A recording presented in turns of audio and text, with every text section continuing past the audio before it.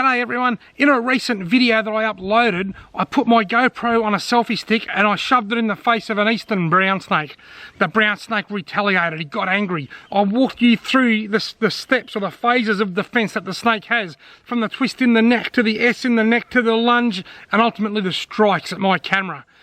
In this video, I'm doing the same thing, except I'm doing it with one of Australia's most iconic snakes, the red-bellied black snake.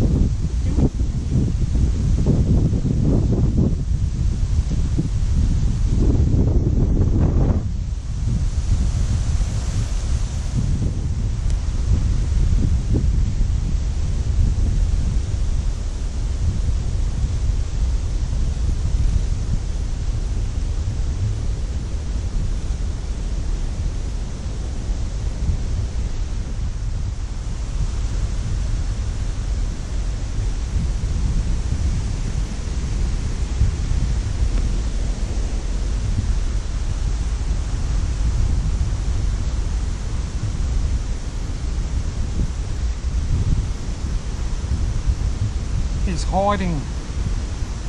Thinks we can't see him.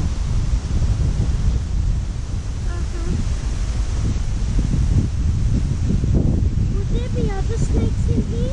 Probably not, darling. Just stand back there because you've got no shoes on. Go back that way though, in case it comes over there. Yeah, just in case. You've got no shoes on.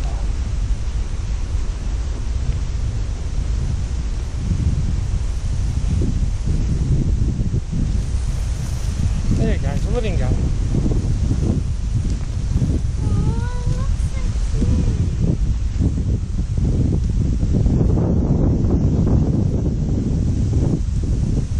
There's a red-bellied black snake. They're very placid. They are dangerous. You don't want to get bitten by them, so you don't play with them, but they're very placid compared to the brown snakes.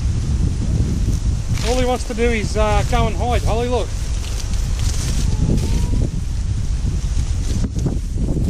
I heard him just say, look, I think he said, I wish that man with the beard would go away. How awesome was that footage? That was really cool. At no point did that red-bellied black snake get angry or arc up or become agitated. He was placid right from the start to right at the end. As soon as I got towards him, the first thing he did was hide. I actually thought that I had him out in the open. I thought he's in the open, he's going to feel cornered, he's more likely to get agitated.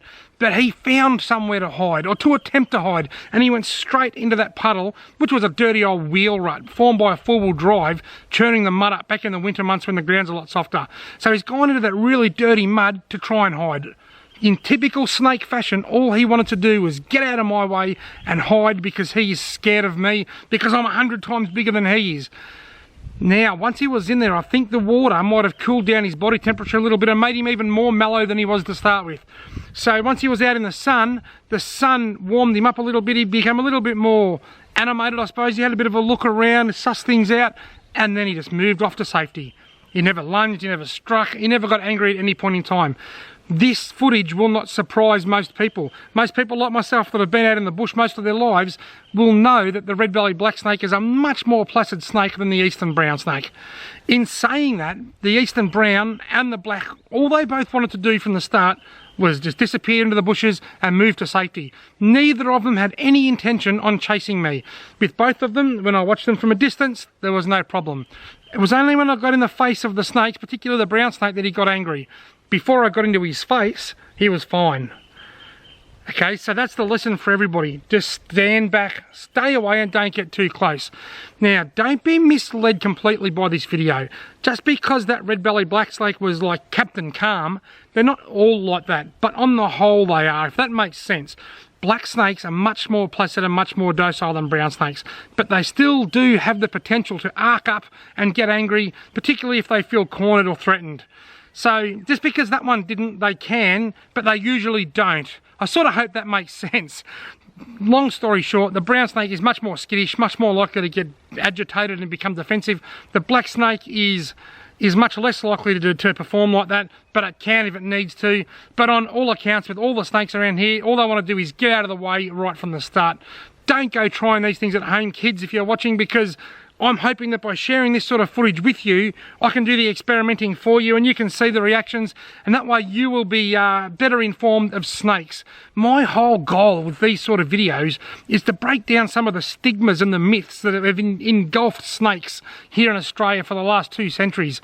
They chase you, they kill you, they all kinds of nasty things, when in reality, they don't. They will only come towards you and strike at you if you are in their personal space. And that's the stigma that I'm trying to break down, just to educate people that they're not as bad as people make them out to be. They are bad. Stay away from them. If you see one, observe it from a distance. The snake is happy to have you there. Take his photo, get his video. Just don't go pestering him. Don't go trying to kill him. Don't go trying to catch him and pick him up. Just stand back and observe him and you won't have any problems whatsoever.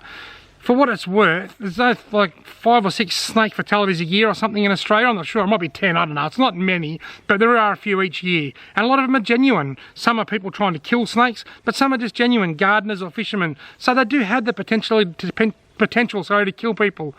But when you put it into perspective, you know, 1,000 people a year are killed in car accidents each year, as opposed to, you know, maybe 10 or a dozen snake bite fatalities. Yet we're all so petrified of snakes, but we don't think twice before we get in our car, do we?